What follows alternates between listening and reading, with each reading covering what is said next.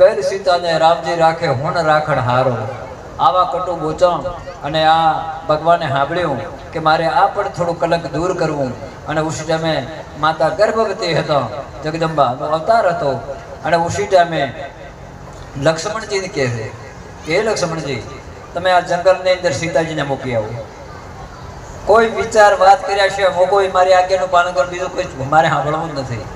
અને કાઢવું હયું કે લક્ષ્મણજી જ્યારે સીતાજીને જંગલમાં મૂકવા તો એ વાલ્મીકી ઋષિ એમનો આધાર બન્યા, પણ સીતાજી પેલા રોમ નથી ગયા. રામ મોટા કે સીતાજી મોટો? હે સીતાજી ભગવાન અયોધ્યામાં રહ્યા, ગર્ભવતી માતા જંગલમાં પોતે નથી મૂક્યા. એટલે સજ્જનો, જ્યારે જ્યારે આ ધરતી પર ધર્મ ધ્રુજ્યો, જ્યારે કઈ સમસ્યા આવે તો પુરુષો કરતા બેન દીકરીઓએ જે કોઈ સંતાન લગામાં હાથ લીધી છે. અને એ આખીરમાં એમણે સત્યનો જય કરાયો. સગાળસા અને સંગાવતી કાઠો હૈયો કરી સગાળસાને હિંમત આલી. તારામતીને મહારાજા હરિશ્ચંદ્ર કીધું કે ભાઈ આ ઋષિમુનિનું દેવું તો આપણે ચૂકવણી કરવું જ પડે. તો કે આપણે શું કરીએ કે ત્રણે ત્રણ વેચાઈ જઈએ. અને પ્રથમ તારામતી અને કેવી ઠેકાણે વેચાણ્યા અને આખીરમાં સત્યરાય. એટલે હજારો પ્રમાણ દાખલા. નારી તે નારાયણી, સંતો ઋષિઓ મુનિઓ વીરો જતી સતી પણ મૂળ પાયો હોય તો માતૃશક્તિ છે.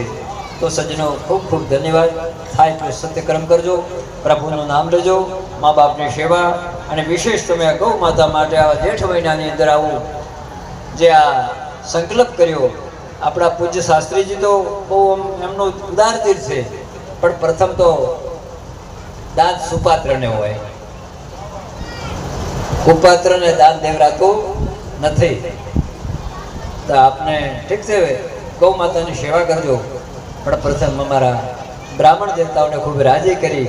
વિશેષ કંઈ જે વધે એ આ થરાદ નગરની અંદર ગૌ માતા ક્યાંક અધર્મી હોય, દુષ્ટ હોય અને આવ્યું હોય એ દાન માતાજીની સેવામાં વાપરજો. અમારે બધી ગૌશાળાઓ ચાલે છે, પણ ત્યાં સંતો કોઈ નાની મોટી ભજન કરે, ગુરુની મહાદેવની કૃપાથી એમને એમ ચાલ્યા કરે.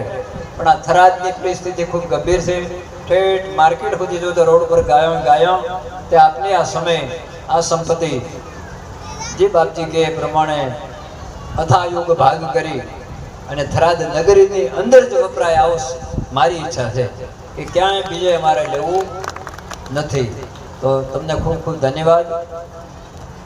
તમે સદભાગી આટલું આ શ્રવણ કર્યું તો આપણા આ ભાવનાને પણ હાથ ભાવના પાપ નષ્ટ થઈ ગયો.